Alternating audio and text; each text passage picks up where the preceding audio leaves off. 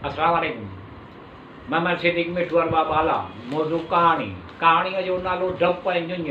डप जानी माली नुक़सान घाटो थियण, शराब, भउ, ख़ौफ़। ञुञ जानी माली फ़ाइदो नफ़ो थियण, ढ भलाई, उमेद, जुञ, सिराब। पाठ नंबर 83।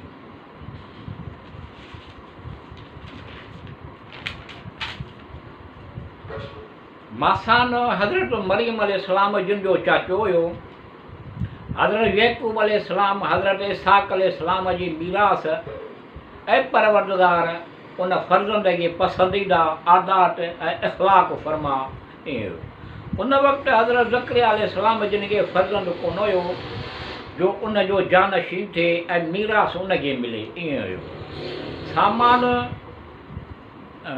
मासान ऐं ॿई तमामु औलाद उन वक़्तु बनी इसराईल जे ऐं उन्हनि जे शहज़ादनि जा सरदार हुआ ऐं उहे माण्हू हज़रत सुलेमान अलैहिस्सलाम जिन जे औलाद मां हुया ईअं हुयो। हज़रत ज़करिया अलैहिस्सलाम जिन जी दुआ मुस्तजाब थी। ख़ुदा हज़रत ज़करिया अलैहिस्सलाम जिन खे ख़ुशख़बरी ॾिनी। फ़र्ज़ंद हज़रत यहया जिन जो जेको हज़रत ईसा अलैहिस्सलाम जिन जी तस्दीक़ करण वारो हूंदो ऐं सरदार इल्म में बुज़ुर्ग हूंदो, इबादत ऐं इख़्लाक़ पसंदीदा रखण वारो हूंदो। हज़रत यहया अलैहिस्सलाम जिन शाइस्ता पैगम्बरनि मां हूंदो। हज़रत ज़करिया अलैहिस्सलाम जिन फरमायो, कीअं करे मूंखे फ़र्ज़ंद थींदो, हालांकि आउं पोढ़ो थी वियो आहियां। वियो मुंहिंजी ज़ाल बांझाए। उन वक़्तु हज़रत ज़करिया अलैहिस्सलाम जिन जी उमिरि 100 साल हुई, 120 साल हुई। उन वक़्तु हज़रत ज़करिया अलैहिस्सलाम जिन जी उमिरि 120 साल हुई ऐं संदसि घरवारीअ जी उमिरि 98 साल हुई। उहा बि पढ़ी थी चुकी हुई ईअं हुयो। हज़रत ज़करिया अलैहिस्सलाम जिन अर्ज़ु कयो, ए मुंहिंजा पालण वारा, उन वक़्त जी का निशानी मुक़ररु करियो।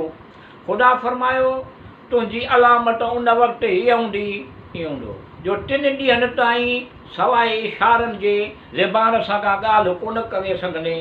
उन 3 ॾींहंनि में ख़ुदा जी तस्बीह कसरत सां सुबुह शाम कंदो रहिजांइ। हज़रत ज़करिया अलैहिस्सलाम ईअं ई कयो।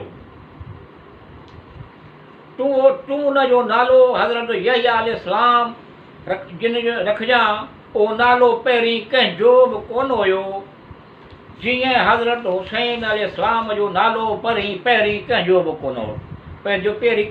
कोन हुयो। उन ख़ुशख़बरीअ जे 5 साल खां पोइ हज़रत यहया अलैहिस्सलाम जिन पैदा थियो ऐं उनखे वॾो करे हद कमाल ताईं पहुचायो। हज़रत यहया अलैहिस्सलाम जिन खे वही कई, ऐं यहया तौरेत खे मज़बूतीअ सां रूहानी क़ुवत सां पकड़िजईं ऐं उनखे नंढे हूंदे ई हुकुम ऐं पैगम्बरी अता कई ईअं हुयो। हज़रत यहया अलैहिस्सलाम जिन जी उन वक़्तु उमिरि 3 साल हुई। मनक़ूल आहे त ॿार हज़रत यहया अलैहिस्सलाम जिन सां ज़िद कंदा हुया त रांदि रहो। हज़रत यहया अलैहिस्सलाम जिन जवाब में चवंदो हुयो, आउं रांदि रहण जे वास्ते पैदा कोन आहियां थियो। ख़ुदा जी रहमत ऐं महिरबानी शफ़क़त हज़रत यहया अलैहिस्सलाम जिन सां शामिल हाल हुई। उनखे माण्हुनि ते महिरबान बणायो, गुनाहनि खां पाक कयो ऐं माले शास्तीअ जी हिदायत जी या ख़ैरात ज़कात जी तौफ़ीक़ ॾिनी। मुत्तक़ी परहेज़गार ऐं ख़ुदा जे मर्ज़ीअ ते अमल करण वारो हुयो। हिकु ॾींहुं इब्लीस मलऊन बनी इसराईल जे में घुमंदो ऐं हज़रत मरियम जिन खे घटि वधि ॻाल्हाईंदो हुयो। हज़रत ज़करिया जिन सां गॾु मुटम कंदो हुयो। ॿई बनी इसराईल हज़रत ज़करिया खां बदगुमान थी विया ईअं हुयो। बनी इसराईल हज़रत ज़करिया अलैहिस्सलाम जिन खे क़त्ल करणु चाहियो। हज़रत ज़करिया अलैहिस्सलाम उन्हनि वटां भॻो हिकु वण वटि पहुतो ऐं उहो वण हज़रत ज़करिया अलैहिस्सलाम जिन जे वास्ते फाटी पियो ऐं हज़रत ज़करिया अलैहिस्सलाम जिन उन वण में दाख़िल थी वियो। वरी बिना कंहिं निशान ते उहो वणु साॻियो ओढ़ो ई थी वियो। हज़रत ज़करिया अलैहिस्सलाम उन्हनि माण्हुनि खां ग़ाइबु थी वियो। उन हज़रत ज़करिया अलैहिस्सलाम उन्हनि खां जे नज़रनि मां ग़ाइबु थी वियो। इब्लीस बनी इसराईल जे नाक़बियत अंदेशनि खे खणी आयो ऐं वण जे हेठां हथु रखी मथे ताईं निहारियो। हज़रत ज़करिया अलैहिस्सलाम जिन जो मक़ाम मालूम करे उन मक़ाम तां चीरण जो हुकुम ॾिनो। उन्हनि माण्हुनि आरीअ सां हज़रत ज़करिया जिन सां गॾु उन वण खे ॿ टुकड़ा करे छॾियो। उन ई हाल में हज़रत ज़करिया अलैहिस्सलाम जिन खे उते छॾे वापसि विया हलिया।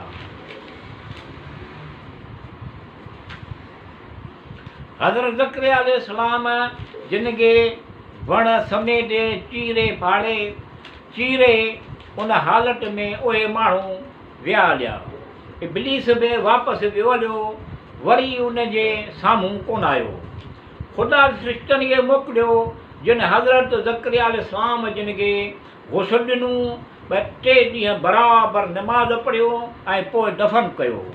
जॾहिं हज़रत ज़करिया अलैहिस्सलाम हज़रत मरियम अलैहिस्सलाम वटि वेंदो हुयो, उते सर्दियुनि जो मेवो गर्मियुनि में त वरी गर्मियुनि जो मेवो सर्दियुनि में ॾिसंदो हुयो। हज़रत मरियम अलैहिस्सलाम खां पुछंदो हुयो ही मेवा तो वटि किथां था अचनि। ईअं हुयो। हज़रत मरियम अलैहिस्सलाम जी चवणी हुई ख़ुदा जे तरफ़ां था अचनि। ईअं हुयो। ख़ुदा जंहिंखे चाहे ॿिए सां रोज़ी ॾींदो आहे।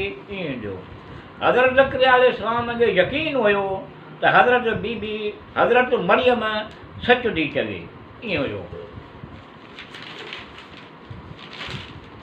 हज़रत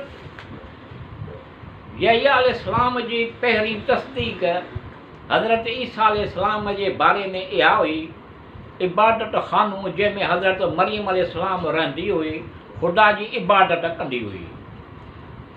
ॾाकण कंदी हुई। हिकिड़ो कोठो या माड़ी हुई, उनखे सीढ़ी या ॾाकण कोन हुई। सीढ़ी ॾाकण बग़ैर उन ते वञणु मुमकिन कोन हुयो। हज़रत ज़करिया अलैहिस्सलाम जिन खां सवाइ ॿियो कंहिंजो बि अचणु वञणु कोन हुयो। हज़रत ज़करिया अलैहिस्सलाम उन हज़रत मरियम वटि जिन वटि ईंदो वेंदो हुयो। मथे हिकु रोशनदान ठहियलु हुयो जंहिंमां आवाज़ पहुची सघे। ईअं हुयो। जॾहिं हज़रत ज़करिया ॾिठो त हज़रत बीबी मरियम हामिला आहे त ग़मगीन थियो ऐं दिलि में सोचियो त मुंहिंजे बग़ैर ॿियो केरु बि उन जॻह ते अचे कोन थो। हज़रत मरियम जिन हामिला आहे, बदनाम थियण जो अंदेशो हुयो। बनी इसराईल वारा गुमान कंदा पंहिंजे घरवारीअ सां इहो किसो बयानु कयो। हज़रत ज़करिया अलैहिस्सलाम खे संदसि घरवारीअ चयो ख़ौफ़ न करियो, ख़ुदा तव्हां लाइ अहिड़ो अमरु हुअणु कोन ॾींदो जंहिंमें तव्हांजे लाइ भलाई न हूंदी। ईअं हुयो। हज़रत मरियम अलैहिस्सलाम जिन खे मूं वटि वठी अचो, आउं उन खां पुछां। ईअं चयो। हज़रत ज़करिया अलैहिस्सलाम हज़रत मरियम जिन खे वठी वियो।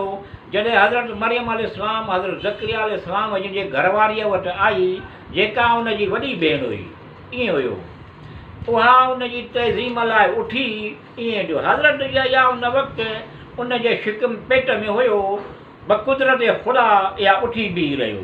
ईअं हुयो। हज़रत यहया माउ जे शिकम पेट में हज़रत ईसा अलैहिस्सलाम जिन जी तहज़ीम में उथियो, इहा पहिरीं तस्दीक़ हुई हज़रत यहया जिन कई। ईअं हुयो। मनक़ूल आहे त ख़िलाफ़त ऐं रियासत बनी इसराईल दानियाल खां पोइ हज़रत उज़ैर अलैहिस्सलाम ताईं पहुती। ईअं हुयो। हज़रत उज़ैर जिन वटि माण्हू गॾु थींदा हुआ, ईअं हुयो, उन सां मोहबत कंदा हुआ, मसाइल दीन उन खां हासिलु कंदा हुआ। ईअं हुयो। हज़रत उज़ैर अलैहिस्सलाम उन्हनि ते मबूस हुयो। ख़ुदा जे तरफ़ां हिदायत करण वारा हुआ, उहे सभु पोशीदा थी विया। ईअं हुयो। बनी इसराईल ते ज़मानो सख़्तु थी वियो, एसी ताईं जो हज़रत यहया अलैहिस्सलाम जी विलादत थी। ईअं हुयो। मनक़ूल आहे त हज़रत यहया अलैहिस्सलाम जॾहिं 7 सालनि जो थियो, बनी इसराईल विच में बहैसियत हुजरे ख़ुदा ज़ाहिर थियो। ऐं ख़ुदा जे रिसालत जी तबलीग कई ऐं उन्हनि जे साम्हूं हिकु ख़ुतबो बलीग पढ़ियो।